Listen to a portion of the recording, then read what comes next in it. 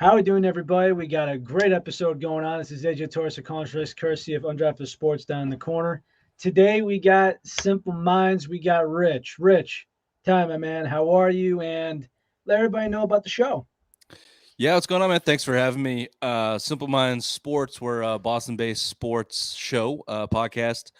6 episodes a week. We got headline shows, we got deep dive shows, and we got Sunday Social Hour where we just bullshit over some goat talk and everything else you can kind of come up with. But yeah, you can catch it on iTunes, Spotify, anywhere you listen to podcasts, YouTube, Facebook Live, pretty much everywhere you engulf content. You can find Simple Minds Sports.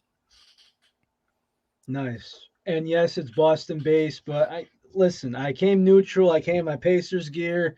This is kind of neutral because we both hate the Knicks, right? Yeah, yeah. Well, the Knicks have not been relevant enough for a long time to hate them, but certainly there's a mutual dislike for them. Let's call it. To be honest with you, though, it's not really so much the team. I just consider it the fans, particularly, and this goes with Metro and Empire New York teams. There's the educated fan, and then there's the non-educated fan. Yeah, sure. It's like, the guys that go to the New York Post and just, spew something, just piss off whoever's reading the headline. You know what I mean? Yeah. It's like Well, Yanks sucked last night. Team sucks, coffee sucks. You know what I mean? You get those kinds of people. It's sure. it's it's those kinds of guys that give the fans a bad rap. It's because, hey, before I've had my sip of coffee, that's what I'm reading today. That's how I start off my day. And why do you think some of them brush their teeth with hammers? Come Yeah. on. Well, it sounds like all of Boston because that's basically how we root for our teams is let them know how bad they suck when they suck, and I that's where will we're at with the Red Sox. Nice segue. really. I mean, look, not to jump on your spot here on your show. I'm sure you were leading to this in the trade deadline. Um, I was. but yeah, from a Red Sox standpoint and a trade deadline standpoint, disappointment all around. How can you not be? Because you got outbid on some of them, or you didn't want to overpay because a lot of people thought that you were a year away because you're still rebuilding. I mean, how do you classify it? Look, there's there's a couple reasons to be angry if you're a Red Sox fan at management and this team. The main one is you're the Boston Red Sox and you're still under the luxury tax when you didn't have to be. There's a couple names out there that you could have and should have been in on a lot harder than you were. Anthony Rizzo, not the least of them, who went to your Yankees and is completely mashing. You look at, the Red Sox don't have the deepest farm system. Everyone knows that. But you look at the guys that the Yankees gave up. The Red Sox could have matched him if they wanted to. That's not completely depleting your system. The Cubs ate all of that salary. The Red Sox offered to match the prospects and eat some salary. Then that's like you got outbid by I the get you. Yankees. You got And outbid by the it's Yankees for a guy that completely would have filled every need that you need from your front nine, from your starting nine perspective. You needed a left hitting first baseman who could play defense. Instead, you got Kyle Schwarber, who has an injured hamstring and is going to have to try and rehab that at a position that he's never played before. well, not only that, but I mean, here's the thing: is my thought is okay. You either got to play him at left field at home, right? And that's just one of those things where, listen, we know Hanley Ramirez couldn't do it. We know that, and he sucked ass at it. But offensively, he did well, and he was a Yankee killer. I will never forget that. He Sure. was a Yankee killer. But that's one of those things where, hey, Manny Ramirez did it, Hanley couldn't. But Schwarb at home, I think left field would be his destination. But first base, I mean, a lot of people were talking about it. This was years ago during the Yankees when they wanted to fire sale Chapman and met Andrew Miller. They were actually saying, "Hey, we'll give you Schwarber, but give me Andrew Miller. We'll just call it even straight up." And they're like, "Hell no, man! Hmm. Torn ACL, inconsistencies. We're not doing that." And well, you see what they did. I mean, Clint Frazier's Yeah. amazing, but he's just had the worst luck I've ever seen ever. Well, in terms of Schwarber, you like the player, you like the attitude, you like the dynamic hitting. He's certainly streaky. What do you have? 15 home runs in 2 weeks this season with the Nats before he went down with the hamstring. Yeah, The only problem with playing him left in Fenway is you got to take out one of your outfields that's been one of the best defensive outfields in all of baseball. So yeah. you're either sitting Kike or Renfro or Verdugo. That's been a Mhm. big part of your team this season, and frankly, that's not their plan. Which is another reason you should be mad as a Red Sox fan. That's not their plan is to play Schwarber in the outfield. Their plan is to play him at first base because they don't have anybody to play a consistent first base for them, either at the plate Yes, or I defensively. think that was inevitable for Schwarb to play first base. And to But be he's never completely done it. honest with He what you, is he 10 years in the league? He's never played the position, not once. well, neither did Hanley. But the thing is, right? You work some of these things in spring training.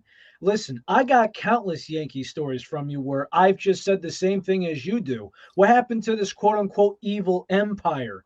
That bullshit has gone out the freaking window. Let me tell you something. The fact that they're talking about this Joey Gallo trade because he walks a lot, buddy, this might be the most grounded in the double play team in MLB history. Who cares if he walks? You know what I Yeah, mean? Who cares about his walks? We sold one of our best relief pitchers, along with the guy that's a schmuck, over to the Reds just for what? Maybe $3 to $4 million and a scrub relief pitcher. Oh, to stay underneath the luxury tax for Gallo and Rizzo, make sure these guys eat the contract part of it. It's like, oh, the Yankees never gave anybody up in their top 12. They ate some salary, this and that. We're the Yankees and we're worried about salary cap. yeah. It's an Is it because of insulting the kind of. pandemic? I don't buy it. This is the evil empire. Look at the Dodgers right now. Bullshit. Yeah, the Dodgers are the only team over the salary cap. It's kind of incredible. If Yeah. you're the Red Sox and the Awful. Yankees, you should be over the cap. From a Red Sox standpoint, we were given the excuse that look, we won in 18. We don't have, they fell short in 19. Let's go ahead and reset this cap so we're not giving up draft spots in the upcoming drafts. So we're not paying a ton of luxury tax when we have a non-competitive team. No problem. They reset that luxury cap last year, which means you can get into the salary cap again or luxury tax again for the next 3 years without paying major penalties. The Yeah. narrative coming out of Heim Bloom's mouth was that they have long-term goals and they didn't want to sacrifice them for this year. Well, what are the players supposed to think about that? They just accelerated your timeline. Just look at it that way and invest in a team that had the best record in the AL in the deadline and were wiping the floor with the competition, playing their butts off, playing over their heads. Everyone knew that pitching staff was the bottom was about to fall out. They needed reinforcements. And don't give me this Chris Sale bullshit. Chris Sale hasn't pitched in over a year. He's coming off Tommy John surgery. He's better than half what you got, but you certainly had opportunities to go out there and bolster your roster and show your players and show your fans that you're invested in this year and go a couple million into the luxury tax. It's insulting. It's Yeah. insulting as a fan I that was the reason understand. they didn't do it. And you didn't have to burn the farm system to do it. Go look at some deals. You did not have to burn the farm. Dan Duffy went to the Dodgers for a player to be named later. The Royals sent cash with him.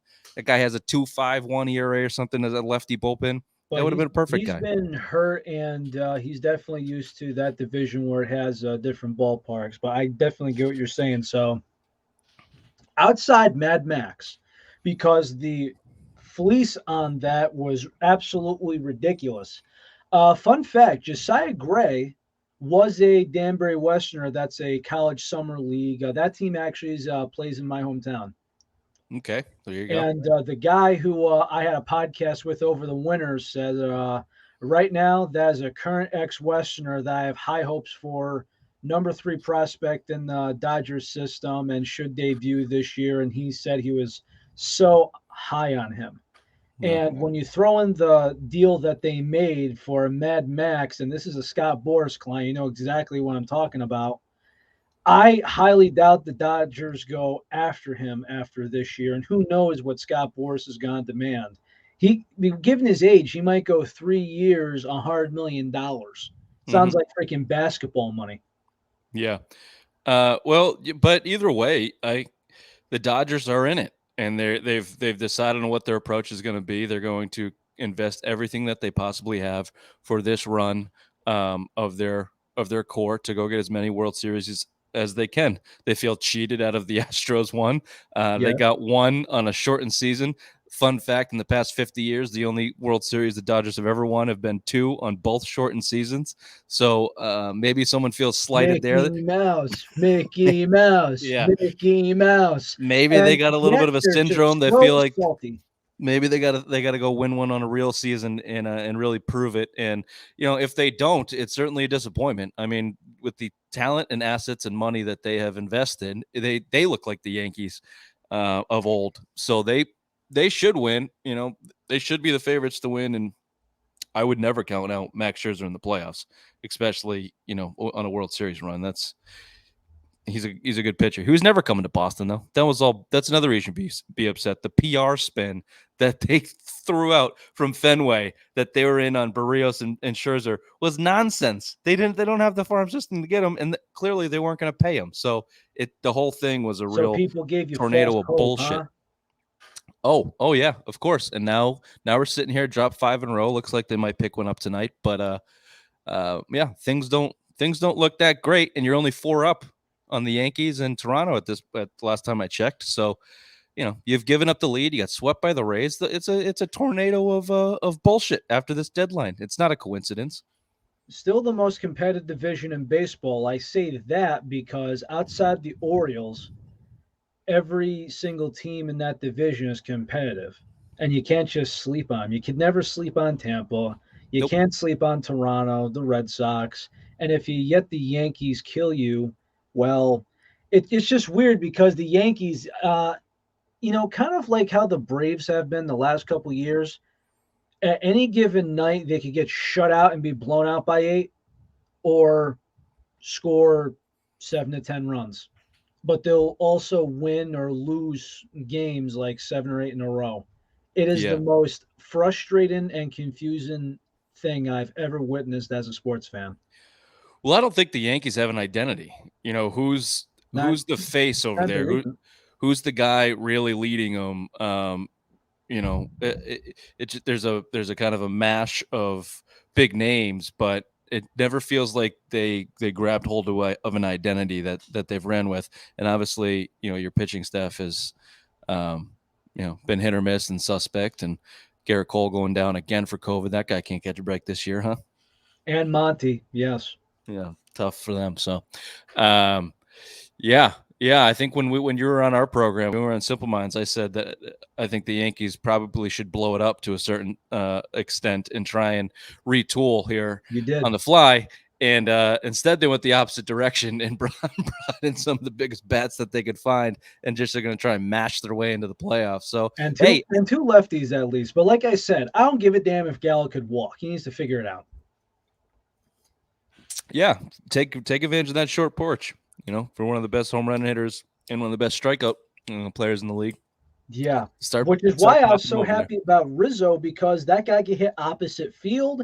It's been a while since we've had a guy to consistently field well at first base.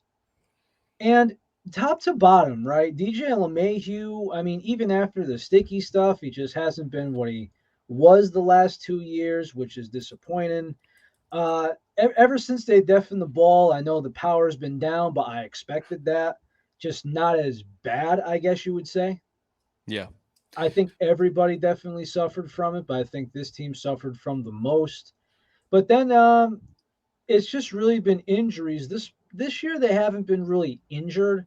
There's been a couple COVID scares, and I think that balances it out. A lot of new faces. But the biggest problem I have with this team, and this is one thing the Red Sox don't do, over the past, I want to say, decade or so, it's like, hey, you have this great prospect. He's special. But you have a guy who's fucking up the program because his contract goes for 5 more years, so we got to trade him. Yeah. It is frustrating. Now, listen, I understand if a guy's not ready, like a guy like Estevan Florial, but the big story I have, and this goes to Kyle Schwarber, okay? Do you remember the name Rob Refsnyder? His debut was actually at Fenway Park, and his I do, first yeah. hit was over the Green Monster. Yeah. So here's the story with Ref. He was a College World Series player for Arizona in the corner outfield. Okay. Robinson Cano is jumping ship, and he's one of the top five prospects in the Yankee system. So they go to him and they're like, "Hey, buddy, can you play second base? Oh, and by the way, guys, we're going to slow down his development. It's going to take him a year to take the footwork." And I'm thinking to myself, are you kidding me? Hmm. Really? Now, Aaron Judge was, far behind as in development. He wasn't there yet. He was just there. Jacoby Ellsbury was clogging up center. Gardy was in left. But still, Robinson, Cano, Yeah. the only regret that Brian Cashman really has is not selling him at the deadline. That's the only true one he has, and for good reason. Yeah, I think that's true. I think that's probably true. But yeah, it's just in terms of bringing up your prospects and um, finding the right spot for them to play and how it relates to Kyle Schwarber. He doesn't have a spring training. He doesn't even have a minor league stint.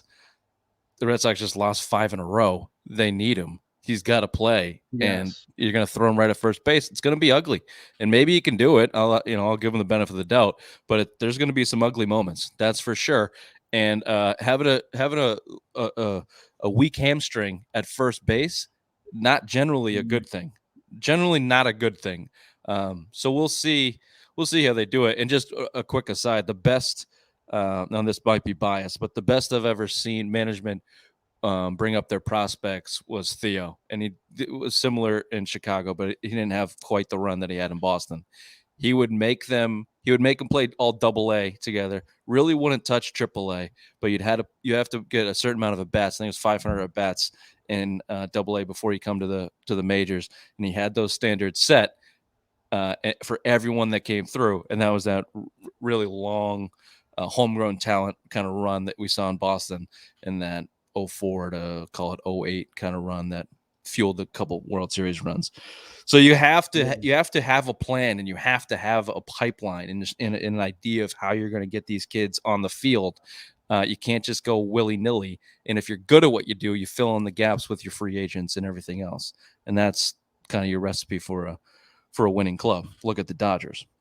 Well, yeah, that's just like outside of this last core that they had, right? I mean, if you go by my generation, I'm 27 years old.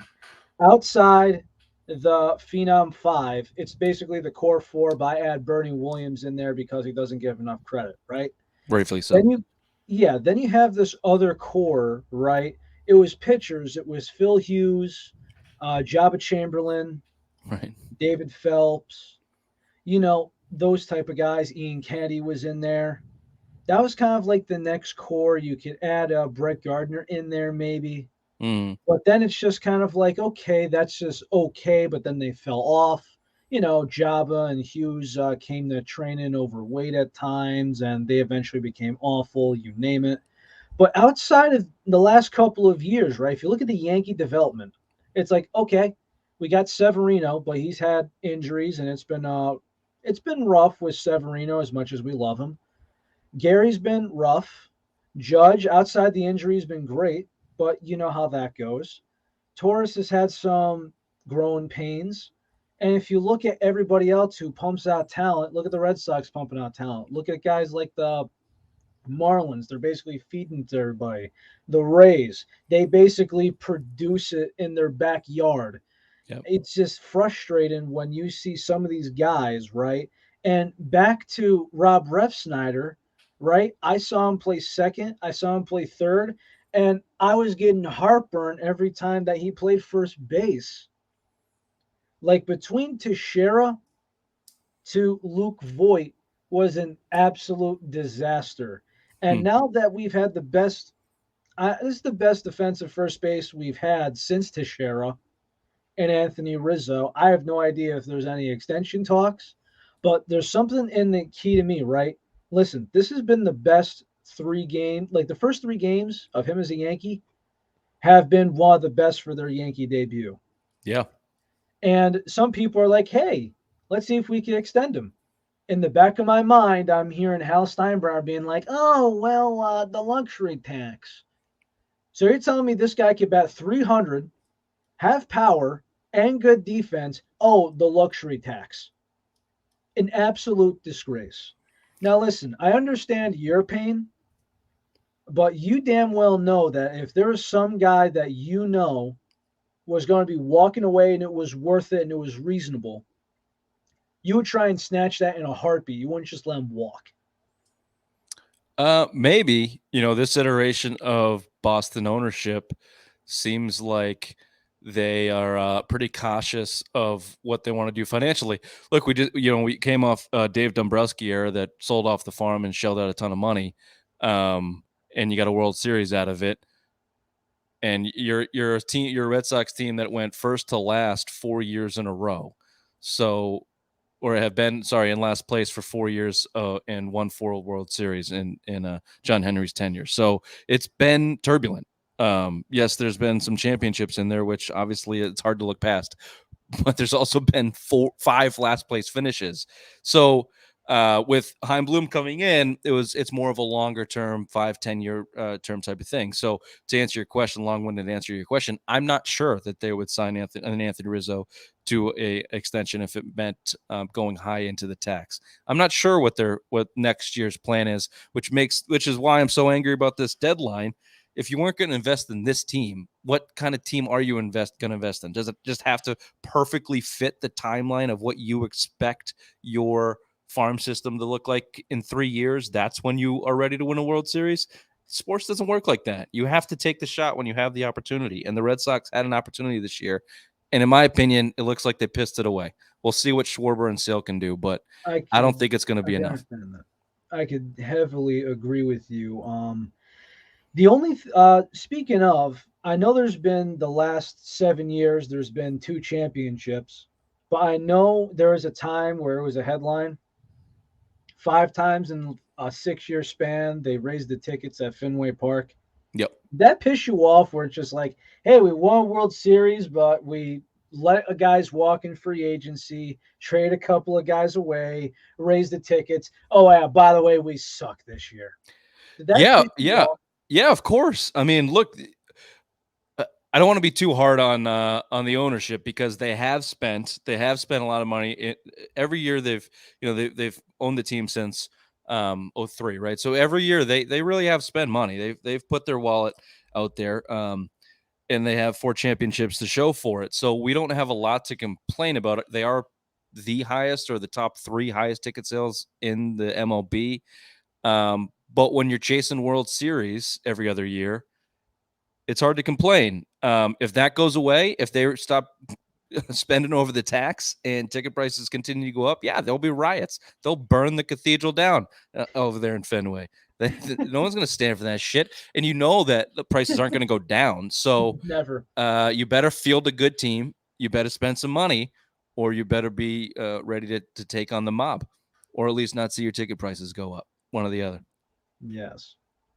Speaking of, here's a controversial topic, but there's a lot of players that have said it. Do the Red Sox need a new stadium? Yeah, absolutely. The Red Sox need a new stadium. Um, I love the idea of Fenway being what it is, but in terms of the new what sports are and what they've become, these athletes are billionaires. Steph Curry is going to make $500,000 on the court. Never mind off the court.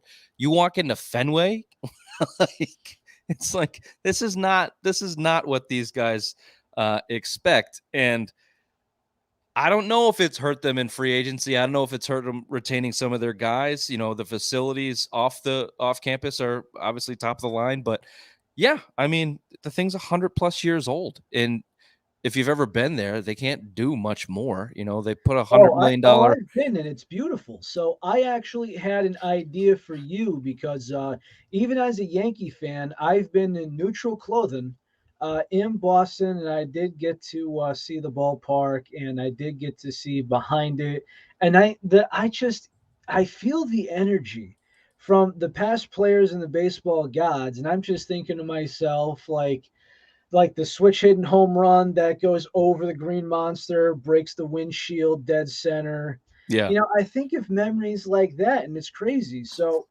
Here is something I had an idea of. You keep Fenway Park, but you have it as a museum, Yeah, that's been and you thrown build a out new there, stadium and they could still play a few games there a year. Um, as a special or something. yeah, As in, you know, like, like hey, they a weekend special or something, or yeah, you can maybe do a like Yankee Players series there and Weekend. stuff like that. Yeah, All of that's been thrown out. There's a couple issues. Number one is the nostalgia issue that you're talking about. That I agree. Like, when you're there, there's something special about it. But just in terms of practicality, they're probably overdue for a new stadium. But then the other thing is space, and where do you put it, and how do you put it in a city like Boston that just flat out does not have any more space.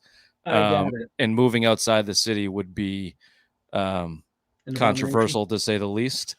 And they're certainly I don't think they're gonna tear Fenway down anytime soon. So yeah, there's a lot of hurdles to get over. But to be honest with you, man, I just want them to get their heads out of their asses right now. I'm not worried about where they're playing. I just I would like them not understand. to lose 5 in a row again. Gotcha. I'm just saying, man. I actually remember when Connecticut did actually have the ball in their court to have the Patriot Stadium here. Yeah. Yeah, Hartford, Connecticut was, about a day away from getting the Patriots, and Robert Kraft swooped in. It's actually a pretty interesting story if you can get past the Patriots hate. He, Oh, don't worry. I can. Now listen, Robert I'm not like my father being a Jet fan. And by the way, there's a story in that itself of how I decided not to. We're basically at the point. He just kind of looks at me. I'm a kid, and he goes, "You don't want this, right?" And I'm like, "Sorry, but no." He goes, "I get it. I won't Yeah, put that on you." good It choice. was a Yeah, mutual agreement. that's a good choice.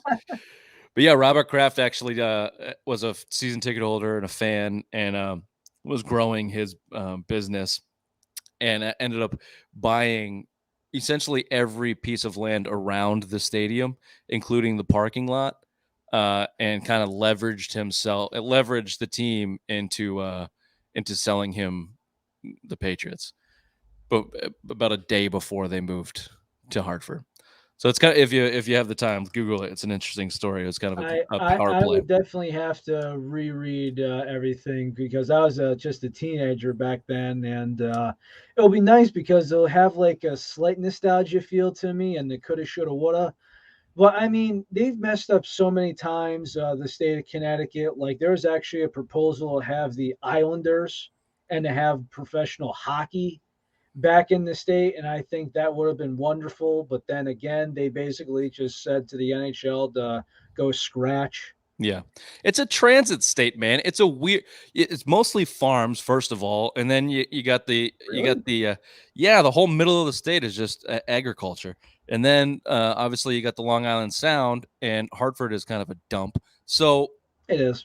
and the western part of the state is actually beautiful, around the Catskills border of New York. It's just a weird transit state. That's actually Uh, where I am. you can I tell live by in the windows. Danbury, Connecticut, on the border of New York. Oh, okay. Yeah, sure. I know that area very well. That's the best part of the state, in my opinion. Really? By the border? Yeah, I mean, I'm a mountain guy. The Damn. stretch of 95 through Bridgeport and all that is hell on earth. Uh, and Gotham, then yeah. yeah, the Yukon area, like that's all just agriculture in the middle there. Um, but yeah, I like the western part of the state. But yeah, it's transit. Like there's no, you got Yankees fans, Giants, Patriots, Braves. Like there's no loyalty there. There is no identity. It's very split up, I will say. I mean, there's a lot of people like if you take baseball, they're like, all right, take Hartford, split in half. We got East side is Red Sox, and then the West side primarily Yankees and a couple spots of Mets that obviously don't have their heads screwed on right. Yeah. Yeah, and Hartford's pretty far north too. So, uh, yeah, weird states. No surprise they couldn't get their stuff together to pull a professional No team in there, surprise and the at and the all. poor Whalers. Yes. So here's a good one for you.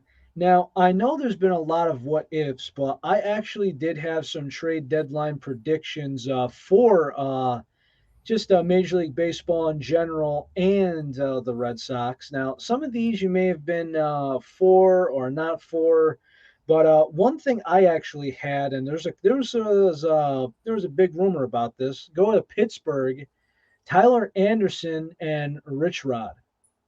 Did that appeal to you by any means? I thought Richard Rodriguez was the top favorite to go to Boston.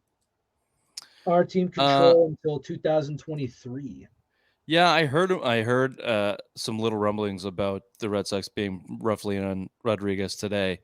Um, I didn't look into it enough to really have an opinion. I look at it more on the broad scope of things in terms of what did it cost? Could it have filled the need at starting pitching? Why didn't you do it? Um, and if the why didn't you do it falls in the we didn't want to pay the money, then it pisses me off. Now, I don't know the Rodriguez. What were they asking in terms of prospects in return? The Red Sox don't have a good prospect system, and they're not going to burn it. And I didn't expect them to burn it. But you can give up your ninth prospect, who's a right-handed pitcher, Tyler or Tyball, I think his name is. Like, that's the type of guy you can give up and replace him if you're the Red Sox. So it would be interesting to know what the conversations were like and what the negotiations were like and what Heimblum was unwilling to touch. All right. But was there any couple of outside of Mad Max, as we've talked about, was there any names that stuck out? No matter how good or how practical. I mean, I thought the Phillies were losers at the deadline, just simply because if you look at what the Braves did, if you look at what the Mets are, I just think that's a lost cause for them because there's no wild card this year. But yet they snatched up Kyle Gibson, Ian Kennedy from the Rangers. Yeah, I like that deal a lot. I was high on Gibson if they could have got him. It's another deal that I think you probably would have paid high for in terms of prospects for the Red Sox. But Gibson's a kid that is young with term that can fit right into your rotation, which is what you need. So call it thinking outside the box, call it thinking ahead, whatever you want. Who's your number one pitching prospect that you're going to rely on to fill in your rotation? Red Sox, Tyler or Tanner Hulk. He's a bottom of the rotation guy, and he's going to be for the rest of his career. And you got no one really coming up through the system. So why don't you dump a couple of them for a proven young pitcher in Gibson who's under term and compete this year and in the future? That doesn't seem like too much to ask. And whether Ian Kennedy is attached to that because of the salary, and you said no, again, it all comes back to this tax. Are you not willing to pay it? And I just have to assume that that's part of all the decisions. But Gibson was a guy I had my eye on. Honestly, I didn't expect them to go big in terms of the starting pitching rotation because they've been shoving Chris Sale down our throat. So I wasn't looking too heavily at guys coming in on the in the So you rotation. put Garrett Richards in the bullpen I and would put sell with Garen that Richards in Siberia. Is where I'd put Garrett to Richards. the gulag. Gotcha. Send that guy out of him and his $10 million and his slick fingers that he can't pitch with anymore. Out of here. Get him out. Get him out of Bring him Boston. to the same gulag as the one in Modern Warfare 2. Same Yeah, thing with Kyle Kuzma. Gotcha. I'm done with that guy. I thought that they would. I thought that they'd pull a move in a Dan Duffy kind of style that could fill in their bullpen and give them some relief. I didn't expect high things on the starting pitching rotation. The guy that I had my eye on was Rizzo. Honestly, he was That, rumored to that, them for months. He was rumored to them, and he just yeah, fit so They perfectly. said, hey, Rizzo, come back full circle, all that. I Yeah, remember the story, and to be honest with you, I had no idea what the Cubs were going to do because I thought that this could potentially be a Freddie Freeman thing where it's like, hey, dude, we're going to get rid of everybody but you. You're a solid piece to build around. You're a phenomenal player. You got all the qualities that we want. And guess what? In 2 years, we're going to be back in the swing of things. You're going to be a Cub for life. I thought that was actually going to happen. But if you look at the signs of back when Starling Castro was a Cub, they're like, oh, are they trading Rizzo? Or, hey, is this guy going here? Or better yet, they gave him his option pickup instead of giving him the extension, which is what they should have done. yeah, It just kept, it's like, hey, you know what they say? Let's see. Trade rumors back then, not extending, all the rumors, everything else. I mean, three strikes, you're out. He ain't coming back. yeah. The writing was on the wall there with Theo leaving, and they just needed they didn't need a fresh start, and he's a little bit older. I think probably they probably thought the age was a little bit too high to start rebuilding around, and now that the way that he's playing with the Yankees, you have to imagine they had an idea that the atmosphere over there was kind of a contributing factor to his downplay this year. So yeah, the writing was on the wall. The fire sale was coming. They were even able to move that Kimbrel salary, which good for them. It just yeah, it. I don't know. I had when even when the spike, the Scherzer PR bullshit spike, and then oh well we can't get Scherzer, so maybe it's Barrios. Oh, they're in on both of them. It's like, all right, you can smell the crap in the water here. So let's revert back. What's a reasonable expectation for the Red Both. Sox Oh here? yeah, right. Rizzo is reasonable, and someone to fill a gap in the bullpen. And what they do? No, none of it. They got a guy that couldn't play for 3 weeks, and they're relying on a Tommy John starter. Hey, So if you think that's bad, do you know who the Cardinals gave up for J Happ, right? no, I didn't catch that one. They gave up two pitching prospects, but one of them is John Gant. Ooh, that name rings a bell. So hold on. Hear me out here. Okay? J Happ, the worst year of his career, 38 years old. We think that this is his last year. The Brewers are shitting down your neck, and you John Gant and somebody else for J Happ to be in a Cardinal uniform. Yeah. Garbage. Yeah. And they actually picked up John Lester too, and they gave up Lane Thomas, an outfield prospect. Again, not flashy, but I'm like, St. Louis, what the hell are you doing? This is not your year. Look at the National League. What are you doing? Yeah, that's the fine line you gotta play as a GM where if the Red Sox were in that position, yeah, you'd say, look, don't go selling anybody. Like, let's just see what this team can do. But they weren't. They were the first, they're number one team in the AL. They were fast tracked to the playoffs and had a chance at the World Series. The Cardinals are not. So it seems like two ends of the spectrum there, overplaying your hand and underplaying your hand. And the Yankees kind of fall into that boat too, bringing on a couple big names. And I get they did their maneuvering where they didn't have to get into the cap, into the salary, into the luxury cap. The But salary cap thing's been driving me fucking nuts, even with this year. Especially when the thing that pissed me off, and Chris Correa heard me rant about it. Right, the evil empire giving the Red Sox a late inning pitcher for cash and giving them a prospect, yeah, that was a sweet. guy who's an early round starting pitcher. You know, the type of players that the Boston Red Sox will develop in 3 years, and he's going to be thrown against you and shutting you out and sending you home. Come on.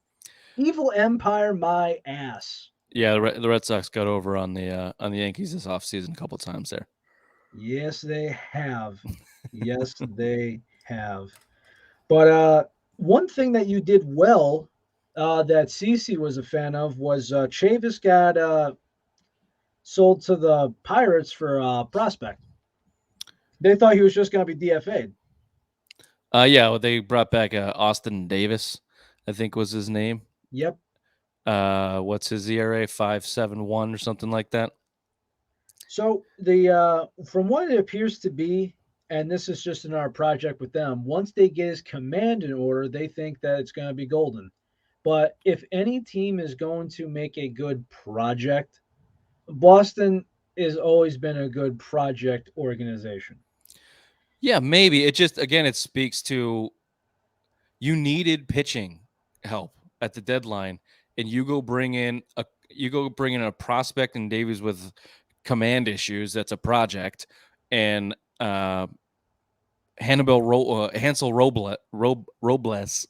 however you pronounce his last name, who's got a high 5 ERA as well, who's just another guy, it's just another arm in that bullpen that you can't trust.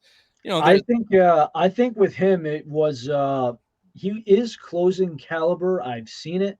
Except the only reason why I think we're doubting him is just as well as a lot of guys is because of the sticky stuff. well, for good reason, and and Yeah.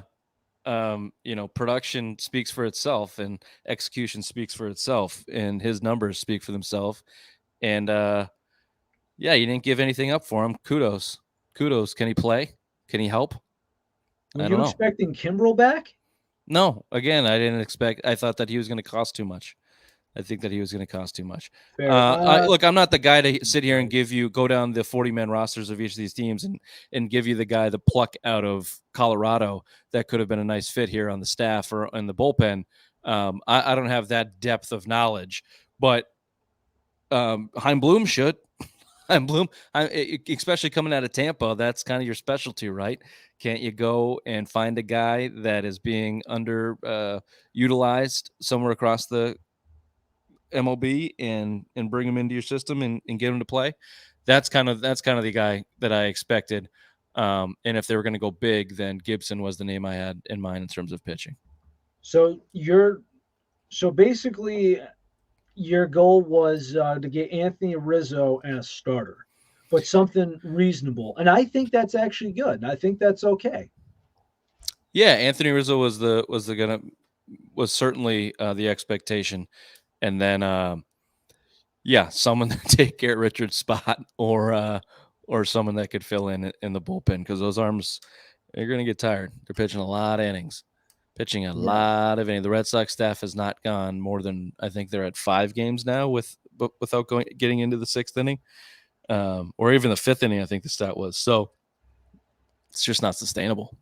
Well, it looks like let's see, 4-1 in the top of the 8th inning. And as I'm looking about this, people are bitch pissing and moaning about the Yankees. Shocker, I know.